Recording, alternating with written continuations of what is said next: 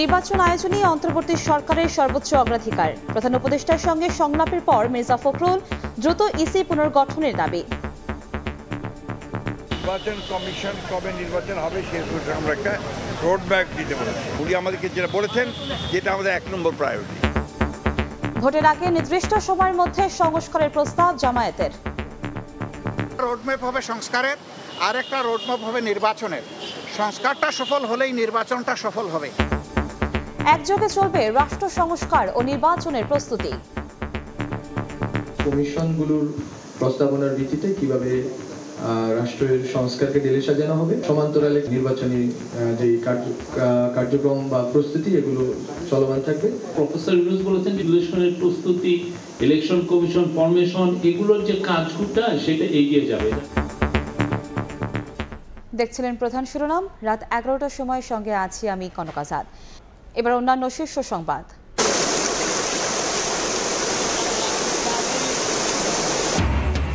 পাহাড়ি ঢলে আকস্মিক বন্যায় শেরপুরে 5 জনের মৃত্যু। ময়মনসিংহ ডুবেছে নিম্নাঞ্চল, দুর্গতদের উদ্ধারে কাজ করছে সেনাবাহিনী।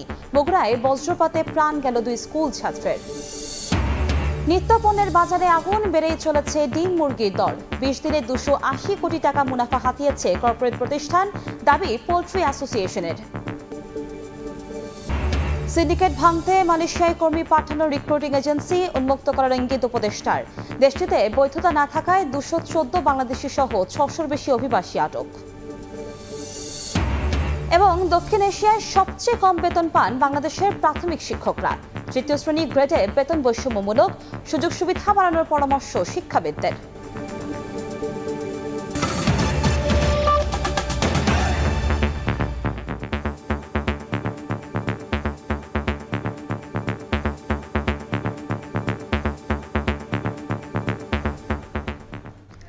জাতীয় নির্বাচন অনুষ্ঠানে অন্তর্বর্তীকালীন সরকারের সর্বোচ্চ অগ্রাধিকার।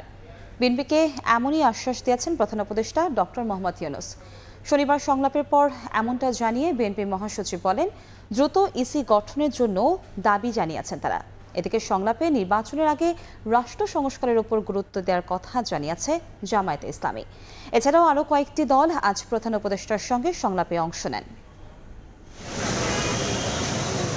অন্তর্বর্তী সরকার গঠনের 2 মাসের মাথায় আবারও রাজনৈতিক দলগুলোর সঙ্গে সংলাপে বসলেন প্রধান উপদেষ্টা ডক্টর মোহাম্মদ ইউনূস। শনিবার দুপুরের পর বিএনপি মহাসচিব মির্জা ফখরুল ইসলাম আলমগীরের নেতৃত্বে 6 সদস্যের প্রতিনিধি দল প্রধান উপদেষ্টার বাসভবন যমুনায় প্রবেশ করেন। আধা ঘন্টারও বেশি সময় ধরে বিএনপি নেতাদের সাথে আলোচনা করেন প্রধান উপদেষ্টা। পরে মির্জা ফখরুল জানান, নির্বাচনী রোডম্যাপ ছিল তাদের প্রধান আলোচ্য বিষয়। দ্রুত ইসি গঠনেরও দাবি করেছে বিএনপি। নির্বাচন কমিশন কবে নির্বাচন হবে সেই আমরা একটা রোডম্যাপ দিতে বলেছি। উনি আমাদেরকে যেটা বলেছেন যেটা আমাদের 1 নম্বর প্রায়োরিটি। নির্বাচন অনুষ্ঠান তাদের 1 নম্বর প্রায়োরিটি। প্রধান নির্বাচন কমিশনার এবং কমিশনার সহ তাদেরকে ভুয়া নির্বাচন, ব্যর্থ নির্বাচন, আপনার একটা পক্ষপাত দুষ্ট নির্বাচন করার অভিযোগে তাদেরকে আইনের আওতায় আনার কথা বলেছি। কিছু দলকানা বিচারক যারা আছেন তাদেরকে অপসারণ করার কথা বলেছি। আওয়ামী লীগের আমলে দায়েরকৃত সকল মিথ্যা মামলা, গায়েবী, ভুয়া, সাজানো, রাজনৈতিক উদ্দেশ্যে প্রণোদিত মামলাগুলোকে প্রত্যাহারের জন্য আমরা নীতিগত সিদ্ধান্ত ঘোষণা ও প্রত্যাহারের প্রয়োজনীয় ব্যবস্থা গ্রহণ করার। বিএনপির সঙ্গে আলাপ চলাকালীন সময়ে জামায়াতের আমির ডাক্তার শফিকুর রহমানের নেতৃত্বে 13 সদস্যের প্রতিনিধি দল সংলাপে অংশ নিতে প্রবেশ করেন যমুনায়। আলোচনা শেষে জামায়াতের আমির জানান, ভোটের আগে রাষ্ট্র সংস্কারের দাবি জানিয়েছেন তারা। একটা রোডম্যাপ হবে সংস্কারের, আর একটা রোডম্যাপ হবে নির্বাচনের। সংস্কারটা সফল হলেই নির্বাচনটা সফল হবে। এই জন্য 2টি বিষয়ের উপরে আমরা গুরুত্ব দিয়েছি এবং তাদের সাথে আমাদের আরও ডায়ালগ হবে। আমরা শুরু থেকে বলে আসছিলাম, সংস্কারের জন্য সরকারকে আমরা যৌক্তিক সময় দিতে চাই।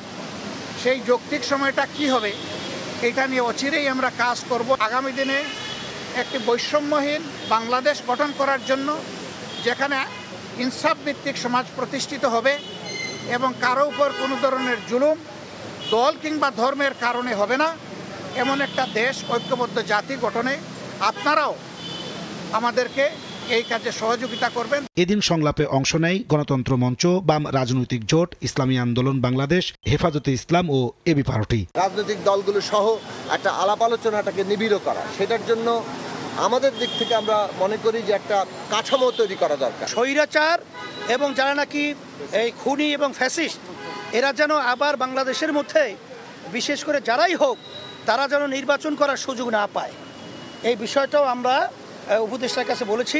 পতিত স্বৈরাচারী সরকারের দোষররা যেন কোনোভাবেই রাষ্ট্রীয় গুরুত্বপূর্ণ এই সংস্কার প্রক্রিয়ায় তারা যেন অন্তর্ভুক্ত হয়ে কোনো ধরনের ষড়যন্ত্রমূলক কোনো কার্যক্রম যেন পরিচালনা করতে না পারে।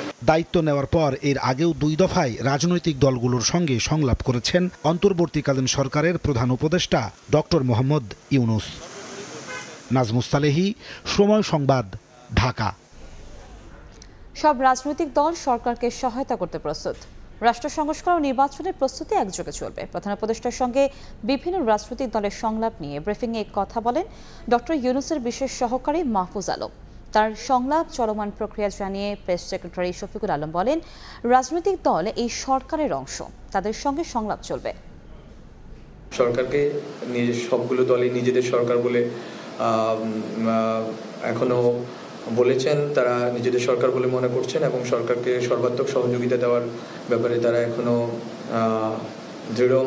দৃঢ়মত পোষণ করেছেন। কমিশনগুলোর প্রস্তাবনার ভিত্তিতে কিভাবে রাষ্ট্রের সংস্কারকে ঢেলে সাজানো হবে এবং সেটার সমান্তরালে কিভাবে নির্বাচনী যে কার্যক্রম বা প্রস্তুতি এগুলো চলমান থাকবে। এই কনসেনসাসের উপর নির্ভর করবে হচ্ছে যে টাইম লাইনটা, কারণ আপনি যেটুকু রিফর্ম করবেন সেটা কতটুকু আসলে সময় লাগছে সেটা দেখার বিষয়।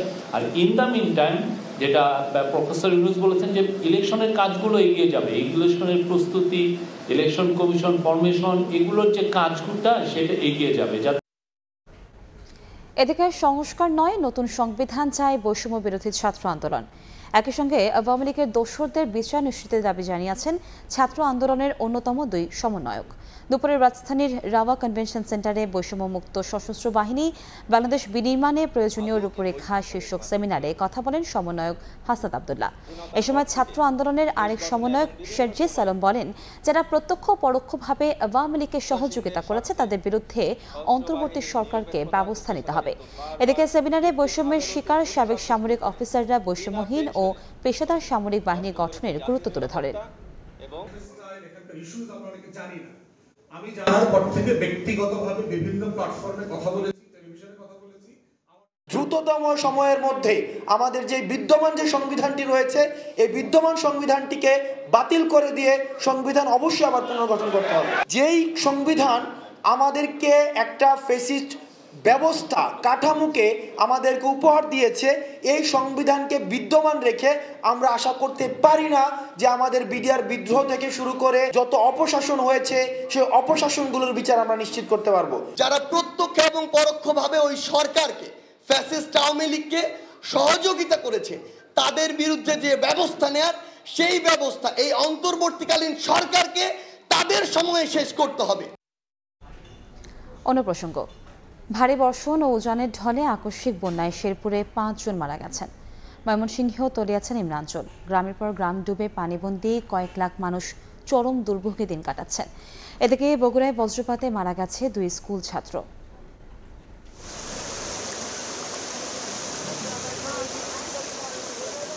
টানা বৃষ্টি আর ভারতের মেঘালয় থেকে নামা পাহাড়ি ঢলে আগ্রাসী ময়মনসিংহের 2 জেলার নদ নদী বিপদসীমা ছাপিয়ে পানি ঢুকছে 5 উপজেলার গ্রামের পর গ্রামে। শেরপুরে বৃহস্পতিবার থেকে মহারশী, ভোগাই, চেল্লাখালীর পানি বিপদসীমার উপর দিয়ে প্রবাহিত হচ্ছে। নদী তীরবর্তী ঝিনাইগাতি, নালিতাবাড়ি ও শ্রীবর্দী উপজেলার 60 গ্রামে পানি ঢুকছে। তলিয়েছে 17,000 হেক্টর জমির রোপা আমন ও প্রায় 600 হেক্টর সবজি ক্ষেত। ভেসে গেছে 2 শতাধিক মাছের ঘের। জেলা প্রশাসনের পক্ষ থেকে শুকনো খাবার বিতরণের দাবি করা হলেও বানভাসী মানুষের অভিযোগ তারা কোনো সহায়তা পাননি। বাড়ি ঘরে পানি উঠছে এবং আমরা রাস্তাতে বাড়ি ঘরে কাগজ দিয়ে ঘর বানাইয়া রয়েছি। ঘর আর পানি, রান্না বাড়া বন্ধ, খাওয়া দাওয়া বন্ধ, গরু বাছুর পানি হচ্ছে। অষ্টআশি বন্যার পরে এরকম পানি আমরা কোনোদিন দেখি নাই। হাজার হাজার টাকার মাছ বেচা অনেক বড় বড় মাছ আছিল পুকুরে, মাছ সব চলে গেছে। প্রশাসন থেকে এখন পর্যন্ত কোনো ত্রাণ সহযোগিতা আসে নাই। পানিবন্দীদের উদ্ধারে স্থানীয় প্রশাসনের পাশাপাশি যোগ দিয়েছে টাঙ্গাইল থেকে আসা সেনাবাহিনীর 4টি উদ্ধারকারী দল। আমরা যে পরিমাণ জনবল আমাদের নিয়োজিত আছে বিভিন্ন জায়গায়, এই মুহূর্তে আমরা যে জনবল দিয়েছি, এছাড়াও আরও কিছু জনবল আমরা দেব। আমাদের আরও যে সকল জায়গায় আমাদের রিভারাইন ইঞ্জিনিয়ার্স এবং বিভিন্ন ইউনিটের যাদের অর্থাৎ আমাদের নৌযান যে সকল রয়েছে, সে সকল প্রয়োজনে আমরা আরও কিছু নৌযান আমাদের সামনে আমরা নিয়ে আসব। শেরপুর, জামালপুর, ময়মনসিংহ ও নেত্রকোনার বন্যা পরিস্থিতি আগামী 24 ঘন্টা অব্যাহত থাকবে বলে জানিয়েছে বন্যা পূর্বাভাস ও সতর্কীকরণ কেন্দ্র। তবে 2 থেকে 3 দিনের মধ্যে বন্যা পরিস্থিতি স্বাভাবিক হয়ে আসবে বলে জানান উপবিভাগীয় প্রকৌশলী। ময়মনসিংহ বিভাগ এবং তৎসংলগ্ন উপজেলায় আগামী 24 ঘন্টায় ভারী বৃষ্টিপাতের সম্ভাবনা রয়েছে। যদি আমরা গতকালকে আমাদের ময়মনসিংহ বিভাগের যে প্রধান নদীসমূহ রয়েছে তা পানি বৃদ্ধির যে হারটা ছিল, তার যে বৃষ্টিপাতের ফলে যে হারটা তা বর্তমানে অনেকটাই কমে এসেছে। ফলে বর্তমানে যে বৃষ্টির পূর্বাভাস রয়েছে, সে বৃষ্টিপাতটা অব্যাহত থাকলেও পানি বাড়ার যে হারটা তা অনেকাংশে কমে আসছে। আগামী 2-3 দিন হালকা থেকে মাঝারি বৃষ্টিপাতের সম্ভাবনার কথা জানিয়েছে স্থানীয় আবহাওয়া অফিস। মনিরুজ্জামান প্রান্ত, সময় সংবাদ।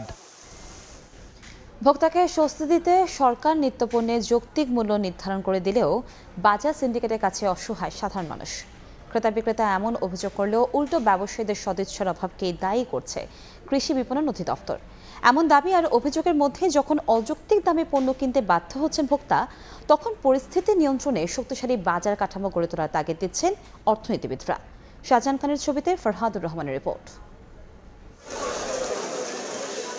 আইন মেনে গেল মার্চে মাছ, মাংস, ডিম, সবজি সহ 29টি কৃষি পণ্যের যৌক্তিক দাম নির্ধারণ করে সরকারি সংস্থা কৃষি বিপণন অধিদপ্তর। সেপ্টেম্বরে সেই দাম কিছুটা বাড়িয়ে ব্রয়লার, সোনালী মুরগি ও ডিমের দাম পুনরায় নির্ধারণ করে প্রাণী সম্পদ অধিদপ্তর। সেপ্টেম্বরের শেষে এসে দেখা যাচ্ছে নির্ধারিত দামে বাজারে মিলছে না কোনো পণ্যই। কেন বাজারে সেই দামের বাস্তবায়ন নেই, এমন প্রশ্নে কৃষি বিপণন অধিদপ্তর বলছে, একদিকে ঠেকানো যাচ্ছে না হাত বদলে মুনাফা লুটের প্রবণতা, অন্যদিকে রয়েছে ব্যবসায়ীদের সদিচ্ছার অভাব। সরবরাহ শৃঙ্খলে যখন অতিরিক্ত হাত ঢুকে যায় বা অতিরিক্ত যারা আসলে তেমন কোনো ভ্যালু অ্যাড করছে না, খালি হাত বদল করছে, তখনই এই সরবরাহ শৃঙ্খলটা অদক্ষ হয়ে পড়ে এবং এই বাজারের এই ধরনের প্রাইসিং আমরা বিহেভিয়ার দেখতে পারি। এটা হচ্ছে মুখ্য। অবশ্য এমন সহজ সরল পথে হাঁটছেন না পাইকারি ব্যবসায়ীরা। তারা সামনে আনছেন চাহিদা যোগানের সম্পর্ককে। আর খুচরা বিক্রেতারা বলছেন, এখনো বাজারে সক্রিয় রয়েছে ইচ্ছেমতো দামে পণ্য বিক্রি করা সিন্ডিকেট। কাঁচামালের বাজার আমদানি যদি কম হয়, ওই 1-2টা বাইরে জায়গা, 5টা বাইরে জায়গা, যারা এলসি করে তারা বিভিন্ন অজুহাত দেখাইতেছে, এলসি বন্ধ, সরবরাহ নেয়, মালের সরবরাহ কম। সাধারণ ভোক্তাদেরও দাবি, অসাধু ব্যবসায়ীদের কারণে কমছে না নিত্যপণ্যের দাম। সিন্ডিকেটটা আগে প্রচারে ছিল, এখন নীরবতাভাবে কাজ করছে। যে কোনো সরকারে আসুক, তারা যদি তাদের ব্যবসায়ীদের থেকে একটা বিগ অ্যামাউন্ট নিয়ে রাখে, তো ওই ব্যবসায়ীরা কি করবে? অর্থনীতিবিদরা বলছেন, নিত্যপণ্যের দাম সহনীয় রাখতে সরকারকে মনিটরি পলিসি ও যৌক্তিক মূল্য নির্ধারণে নজর দিতে হবে। বড় বড় যে কোম্পানিগুলো যাতে ডিমের বাজার বা ব্রয়লার মুরগির যে মার্কেটটা আছে সেইটাকে যাতে প্রভাবিত না করতে পারে। বাজার ব্যবস্থাপনা জোরদার করতে পারলে মূল্যস্ফীতি অনেকাংশে কমে আসবে বলেও মনে করেন এই অর্থনীতিবিদ। তারা একটা প্রেসারের মধ্যে থাকবে। ফরহাদুর রহমান, সময় সংবাদ, ঢাকা। বর্তমানে বড় চ্যালেঞ্জ দেশের রাজনৈতিক ও অর্থনৈতিক সুশাসন নিশ্চিত করা, এমন মন্তব্য করে অর্থ উপদেষ্টা হুঁশিয়ারি দিলেন, অন্যায় করে কেউ পার পাবে না। রাষ্ট্র সংস্কারের রাজস্ব ফাঁকি রোধে সবাইকে সচেতন হওয়ার আহ্বান জানালেন এনবিআর চেয়ারম্যান। আর কোম্পানি আইন সংশোধনের কোনো সুপারিশ থাকলে তা সাদরে গ্রহণ করার প্রতিশ্রুতি দিলেন বাণিজ্য সচিব। কোম্পানির সার্বিক ব্যবস্থাপনায় শৃঙ্খলার স্বচ্ছতা ও জবাবদিহিতা নিশ্চিত করে বছরব্যাপী বাণিজ্যিক কার্যক্রম পরিচালনা করার স্বীকৃতি স্বরূপ 41টি প্রতিষ্ঠানকে দেয়া হলো কর্পোরেট গভর্নেন্স এক্সেলেন্স অ্যাওয়ার্ড। শনিবার সন্ধ্যায় রাজধানীর একটি হোটেলে 11তম বারের মতো এই পুরস্কার দেয় institute of chartered secretaries of Bangladesh, ICSB। অনুষ্ঠানে এসে এনবিআর চেয়ারম্যান বলেন, কেউ যেন কর ফাঁকি দিতে না পারে সেজন্য সবাইকে কড়া নজর রাখতে হবে। আমাদের প্রত্যেকের নাগরিক দায়িত্ব, যেখানে কোনো অনিয়ম আমরা দেখব, যেখানে কোনো নন কমপ্লায়েন্স আমাদের চোখে পড়বে, আমরা প্রত্যেকেই এর বিরুদ্ধে সোচ্চার হব। এ সময় প্রাতিষ্ঠানিক স্বচ্ছতা নিশ্চিতে কোম্পানি আইন সংশোধনে কারো কোনো সুপারিশ থাকলে তা গ্রহণ করার প্রতিশ্রুতি দেন বাণিজ্য সচিব। কোম্পানি অ্যাক্ট, সেটা আমরা আপডেট করার জন্য কাজ করছি। আপনারা যদি এখানে কোনো মৌলিক সুপারিশ বা যেটার এটার গুণগত মান, যেটা কমপ্লায়েন্স বাড়াবে, যেটা আরও ডিউ ডিলিজেন্সের সুবিধা হবে, ট্রান্সপারেন্ট হবে, সেই ধরনের সুপারিশগুলো থাকলে আমরা খুব গুরুত্বের সাথে নেব। অর্থ উপদেষ্টা জানান, বর্তমানে বড় চ্যালেঞ্জ দেশের রাজনৈতিক ও অর্থনৈতিক সুশাসন নিশ্চিত করা। অর্থের অপচয় ও লুটকারী কাউকে সরকার ছাড় দিতে চায় না বলেও সাফ জানিয়ে দেন তিনি। বাংলাদেশের পুরো গভর্নেন্স নিয়ে আমরা অত্যন্ত এখন চিন্তিত, একটু ব্যস্ত বটে। সেটা আপনি রাজনীতির ক্ষেত্রে বলুন, অর্থনৈতিক ক্ষেত্রে বলুন। বহু অর্থের অপচয় হয়েছে, বহু করাপশন হয়েছে, এইগুলোকে খুঁজে পাওয়া যাবে না। খুঁজে যে পাওয়া যায় তা না, কারণ উনি তো চলে গেছে, রিটায়ার করেছেন, তাদেরকে আর ধরা যাবে না, কারণ সেই সময় কিন্তু তাদের জবাব দিতে না। কিন্তু অন্যান্য দেশে কিন্তু তা না, চলে যাওয়ার পরে কিন্তু তাদেরকে হিসেবে, সেটাই কিন্তু সবচেয়ে বড় একটা জিনিস। রাজস্ব ফাঁকি রোধে কোম্পানি সচিবদের সততার সঙ্গে দায়িত্ব পালনের তাগিদ দেন অর্থ উপদেষ্টা। কামরুল হাসান সবুজ, সময় সংবাদ, ঢাকা। রাত 11টার সময় আরও থাকছে। শারদীয় দুর্গোৎসব সামনে রেখে ব্যস্ত কারিগররা, চলছে শেষ মুহূর্তের প্রস্তুতি। সারা দেশে নিরাপত্তা জোরদার, নির্ভয়ে মণ্ডপে যাওয়ার আহ্বান সেনাপ্রধানের। এবার আর সিন্ডিকেট করে মালয়েশিয়ায় কর্মী পাঠাতে দেওয়া হবে না, রিক্রুটিং এজেন্সি উন্মুক্ত করে দেওয়ার কথা জানালেন প্রবাসী কল্যাণ উপদেষ্টা doctor Asif Nazrul. Work permit পেয়েও যেতে না পারা 18,000 কর্মীকে দ্রুত পাঠানোর চেষ্টা চলছে বলেও জানান তিনি। এছাড়া মধ্যপ্রাচ্য প্রবাসীদের জন্য 2 সপ্তাহের মধ্যে বিমানবন্দরে বিশেষ লাউঞ্জের ব্যবস্থা করা হবে বলেও জানান এই উপদেষ্টা। মালয়েশিয়ায় বেঁধে দেওয়া সময়সীমা গত 31 মের মধ্যে দেশটিতে যেতে না পেরে প্রায় 18,000 বাংলাদেশি কর্মীর ভবিষ্যৎ নিয়ে দেখা দেয় অনিশ্চয়তা। দায়িত্ব গ্রহণের পর থেকেই বিষয়টি শুরু হওয়ার চেষ্টা করে আসছিল অন্তর্বর্তী সরকার।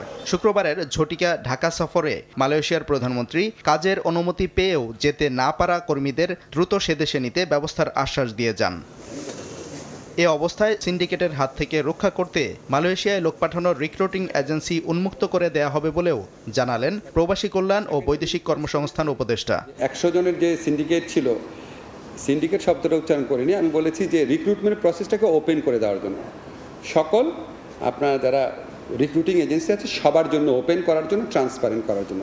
মালয়েশিয়ায় কর্মরত বাংলাদেশি জনশক্তির স্বাস্থ্য ও পেশাগত নিরাপত্তা কল্যাণের লক্ষ্যে শনিবার বিকেলে প্রবাসী কল্যাণ ও কর্মসংস্থান মন্ত্রণালয়ের আওতাধীন ওয়েজ ওনার্স কল্যাণ বোর্ডের সঙ্গে চুক্তি হয় মালয়েশিয়ার সামাজিক নিরাপত্তা সংস্থা পার্কেসুর। অনুষ্ঠানে প্রধান অতিথির বক্তব্যে ডক্টর আসিফ নজরুল আরও জানান, মধ্যপ্রাচ্যের দেশগুলোতে কর্মরত শ্রমিকদের যাতায়াতের বিড়ম্বনা এড়াতে তাদের জন্য বিমানবন্দরে চালু করা হচ্ছে বিশেষ লাউঞ্জ। 2 সপ্তাহ মধ্যে হয়ে যাবে, আমরা জায়গাও মোটামুটি ঠিক করেছি এবং এটা ইনশাআল্লাহ এটা হলে আমাদের প্রবাসী শ্রমিক ভাইদের যন্ত্রণার অনেক লাঘব হবে। এটার পাশাপাশি অন্যান্য যে সুযোগ সুবিধা, ওনারা এয়ারপোর্টে যাওয়ার সাথে সাথে প্লেনে ওঠার আগ পর্যন্ত, প্লেনে ওঠার আগে যে লাউঞ্জটা আছে, লাস্ট লাউঞ্জ, সেটুকু পর্যন্ত তাকে প্রতিটা স্তরে ওনাদের সাথে মানুষ থাকবে। পার্কেসোর গ্রুপ চিফ এক্সিকিউটিভ জানান, মালয়েশিয়ায় কর্মরত বাংলাদেশি শ্রমিকদের সঙ্গে সে দেশের শ্রমিকদের বৈষম্য নিরসন ও তাদের নিরাপত্তা নিশ্চিতে তারা প্রতিশ্রুতিবদ্ধ।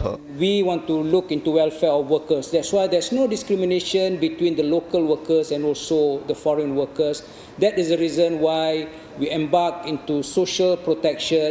মালয়েশিয়ায় নতুন কর্মী পাঠাতে সে দেশের সঙ্গে আলোচনা চলছে বলেও জানান প্রবাসী কল্যাণ উপদেষ্টা। সাদিকুর রহমান, সময় সংবাদ, ঢাকা। অবৈধভাবে বসবাসের অভিযোগে মালয়েশিয়ায় 214 বাংলাদেশি সহ 602 জন অভিবাসীকে আটক করা হয়েছে। গোয়েন্দা বিভাগের তথ্যের ভিত্তিতে চালানো হয় অভিযান। এই অবস্থায় আতঙ্ক ছড়িয়ে পড়েছে প্রবাসী বাংলাদেশিদের মধ্যে। মালয়েশিয়া থেকে মোহাম্মদ আব্দুল কাদেরের রিপোর্টে বিস্তারিত। মালয়েশিয়ার সেলাঙ্গোর রাজ্যের শাহ আলম জেলার তামান শ্রীমুদা এলাকায় অভিযান চালিয়ে শনিবার দুপুরে 214 বাংলাদেশি সহ অন্তত 600-রও বেশি অভিবাসীকে আটক করেছে দেশটির ইমিগ্রেশন বিভাগ। গোয়েন্দা তথ্যের ভিত্তিতে পরিচালনা করা হয় এই অভিযান। এতে অংশ নেন দেশটির বিভিন্ন বাহিনীর প্রায় 450 কর্মকর্তা। অভিযানের শুরুতে 1091 জন বিদেশির কাগজপত্র যাচাই বাছাই করা হয়। পরে 602 জনের কাছে দেশটিতে অবস্থানের বৈধ কাগজপত্র না থাকা এবং অতিরিক্ত সময় থাকার দায়ে আটক করা হয়। এই অবস্থায় আতঙ্ক ছড়িয়ে পড়ে প্রবাসী বাংলাদেশিদের মাঝে। বাংলাদেশ সরকারের কাছে আবেদন জানাচ্ছি যে মালয়েশিয়ার সরকারের সাথে কথা বলে যত দ্রুত এটার একটা পদক্ষেপ নেওয়া যায়, এতে করে আমাদের রেমিটেন্সের প্রভাবও বাড়বে এবং যারা অবৈধ প্রবাসী বাংলাদেশ এখানে আছে তারাও খুব ফ্রিলি কাজ করতে পারবে। আটকদের মধ্যে 214 জন বাংলাদেশি ছাড়াও নেপালের 115, মিয়ানমারের 86, ইন্দোনেশিয়ার 81, ভারতের 60, পাকিস্তানের 34, শ্রীলঙ্কার 10 এবং একজন করে আলজেরিয়া ও ফিলিপিন্সের নাগরিক রয়েছেন। এদের মধ্যে 19 থেকে 53 বছর বয়সী 505 জন পুরুষ এবং 97 জন নারী। মোহাম্মদ আব্দুল কাদের, সময় সংবাদ, কুয়ালালামপুর, মালয়েশিয়া। বিগত সরকারের এমপি ও মন্ত্রীদের ধরতে সাংবাদিকদের সহযোগিতা প্রয়োজন বলে জানিয়েছেন স্বরাষ্ট্র উপদেষ্টা মোহাম্মদ জাহাঙ্গীর আলম চৌধুরী। অনুসন্ধানী প্রতিবেদনের মাধ্যমে আইনশৃঙ্খলা বাহিনীকে সহযোগিতার আহ্বান জানিয়েছেন তিনি। বিকেলে এপিবিএন সদর দফতরে শহীদ মীর মুগ্ধের স্মরণসভা, মীর মুগ্ধ ভবন এবং এপিবিএন স্কুল অ্যান্ড কলেজে প্রবেশতোরণ উদ্বোধন অনুষ্ঠানে তিনি এই কথা বলেন। উপদেষ্টা বলেন, সাংবাদিকদের প্রয়োজনে মন্ত্রণালয়ের পক্ষ থেকে সব ধরনের সহযোগিতা করা হবে। এ সময় তিনি আরও বলেন, সরকার পতনের পরের 3 দিন সরকারের শীর্ষস্থানীয় অনেকে সীমান্ত দিয়ে পালিয়েছেন, যা এখন আর সম্ভব নয়। সীমান্তে নিরাপত্তা জোরদার করা হয়েছে বলেও জানান তিনি।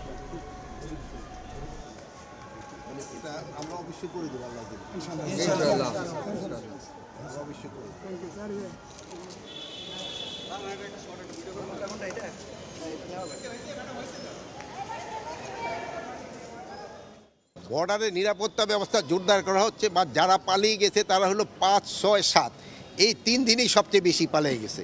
এখন কিন্তু পালানোটা তাদের জন্য বেশ দূর হয়ে গেছে। আপনারা ইনভেস্টিগেশন জার্নালিজম করেন, আপনারা কাইন্ডলি আমাদের 2-1 ইনফরমেশন দেন। আপনার যদি এই জন্য যদি আপনাদের কিছু খরচ হয়, আমরা ওইটাও বিয়ার করবো। যারা যারা শাহাদাত বরণ করেছে এরা সবাই যেন শহীদের মর্যাদা পায়, এবং যারা অসুস্থ আছে এই সবাই চিকিৎসা ব্যবস্থা কিন্তু সরকার করবে। এদের যদি বিদেশে পাঠানো দরকার হয় তাও ব্যবস্থা করা হবে। দক্ষিণ এশিয়ার দেশগুলোর মধ্যে বাংলাদেশের প্রাথমিক বিদ্যালয়ের শিক্ষকদের বেতন সর্বনিম্ন। শিক্ষকরা বলছেন, তাদের বেতন দেয়া হয় 3য় শ্রেণীর কর্মচারীর গ্রেডে, যা দিয়ে জীবনযাত্রার ব্যয় মেটাতে হিমশিম অবস্থা। শিক্ষাবিদরা বলছেন, সামাজিক মর্যাদা ও বেতন সহ সুযোগ সুবিধা বৃদ্ধি না করলে মেধাবীরা শিক্ষকতা পেশায় আগ্রহ হারাবেন। প্রাথমিক শিক্ষা অধিদপ্তর বলছে, সরকার প্রাথমিক শিক্ষকদের সুযোগ আরও বৃদ্ধির ব্যাপারে আন্তরিক। শাকির আহমেদের রিপোর্ট। দূর করার জন্য আপনাদের রাজধানীর মোহাম্মদপুর সরকারি প্রাথমিক বিদ্যালয়ের সহকারী শিক্ষক খায়রুন নাহার লিপি জাতীয় পর্যায়ে শ্রেষ্ঠ শিক্ষিকা হওয়ার পর তিনি যা বেতন পাচ্ছেন তা দিয়ে পরিবারের খরচ মেটানো তো দূরের কথা, ঢাকায় মাথা গজার বন্দোবস্ত করতেই হিমশিম অবস্থা। প্রাথমিক বিদ্যালয়ের একজন শিক্ষকের টিফিন ভাতা যদি 60 টাকা বা তার চেয়ে একটু বেশি হয়, এর চেয়ে লজ্জার কোথায় আছে বলেন? নিত্য পণ্যের যে পরিমাণ দাম, সেটির সাথে যদি আপনি সমন্বয় করতে যান, মাসের 15 দিন পরে হাতে কিন্তু আর উদ্বৃত্ত অর্থ থাকে না। একই অবস্থা অন্যান্য শিক্ষকদেরও। যুগের পর যুগ নেই পদোন্নতি, বেতন দেয়া হয় 13তম গ্রেডে। শিক্ষকদের 3য় শ্রেণীর কর্মচারীর গ্রেডে বেতন দিয়ে সুনাগরিক তৈরির দায়িত্ব দেয়াকে বৈষম্যমূলক বলছেন তারা। সরকারি পিটিআই সংলগ্ন পরীক্ষণ বিদ্যালয়গুলোতে একই শিক্ষাগত যোগ্যতা স্নাতক 2য় বিভাগ, তাদেরকে 10ম গ্রেড দেওয়া হয়েছে। আমাদেরকে কিন্তু 13তম গ্রেড দিয়ে 3য় শ্রেণীর কর্মচারী হিসেবে রাখা হয়েছে। চাকরির শুরু থেকে আমরা সহকারী শিক্ষক হিসাবে ঢুকি, আমরা সহকারী শিক্ষক হিসাবেই রিটায়ারে চলে যাই। বৈষম্যটা অনেক বেশি। সরকারি আসে, আশ্বাস দেয় যে এই করব, আপনাদের এই করব, প্রমোশন দিব, সবাই শুভঙ্করের ফাঁকির মতন অবস্থা। দক্ষিণ এশিয়ায় সবচেয়ে কম বেতন পান বাংলাদেশের প্রাথমিক বিদ্যালয়ের শিক্ষকরা, অঙ্কে যা $170। মালদ্বীপের শিক্ষকরা বাংলাদেশের শিক্ষকদের তুলনায় প্রায় 5 গুণ অর্থাৎ $953 বেতন পান। শিক্ষাবিদরা বলছেন, মেধাবীদের এই পেশায় আকৃষ্ট করতে সামাজিক মর্যাদা ও বেতন সহ সুযোগ সুবিধা বাড়ানোর বিকল্প নেই। প্রাথমিক বিদ্যালয়ের শিক্ষকদের যে করুণ দশা আমরা জানি। 20 টাকা বেতনে শুরু হয়েছিল এই প্রাথমিক বিদ্যালয়ের শিক্ষকতা, এখনও আমরা সেই জায়গায় রয়ে গেছি। এটি পরিবর্তন করা ছাড়া, বাংলাদেশের প্রাথমিক বিদ্যালয়ের শিক্ষকদের সম্মান, অর্থনৈতিক মর্যাদা বাড়ানো ছাড়া কোনোভাবেই আমি মনে করি বাংলাদেশের প্রাথমিক শিক্ষার গুণগত মান বাড়ানো সম্ভব নয়। প্রাথমিক শিক্ষা অধিদপ্তর বলছে, প্রাথমিক শিক্ষকদের সুযোগ আরও বাড়ানোর বিষয়ে তারা আন্তরিক। শিক্ষকদের সুবিধাদি অ্যাড্রেস করার জন্য সরকার কিন্তু প্রয়োজনীয় কার্যক্রম হাতে নিয়েছে। দেখুন, সেটা আমার মনে হয় যে সরকারের সক্রিয় বিবেচনায় আছে। আর্থিক সুযোগ সুবিধা বৃদ্ধির পাশাপাশি পেশাগত দক্ষতায়ও গুরুত্ব দেওয়া হচ্ছে বলে জানান প্রাথমিক শিক্ষা অধিদপ্তরের মহাপরিচালক। শাকির আহমেদ, সময় সংবাদ, ঢাকা। দুর্গোৎসব উদযাপনে সবার নিরাপত্তা নিশ্চিতে মাঠে থাকবে সেনাবাহিনী। নির্ভয়ে সবাইকে মণ্ডপে আসার আহ্বান জানালেন সেনাপ্রধান জেনারেল ওয়াকারুজ্জামান। এছাড়াও সনাতন ধর্মাবলম্বীদের নিরাপত্তায় সতর্ক অবস্থানে থাকবে গোয়েন্দা পুলিশ ও আনসার সদস্যরা।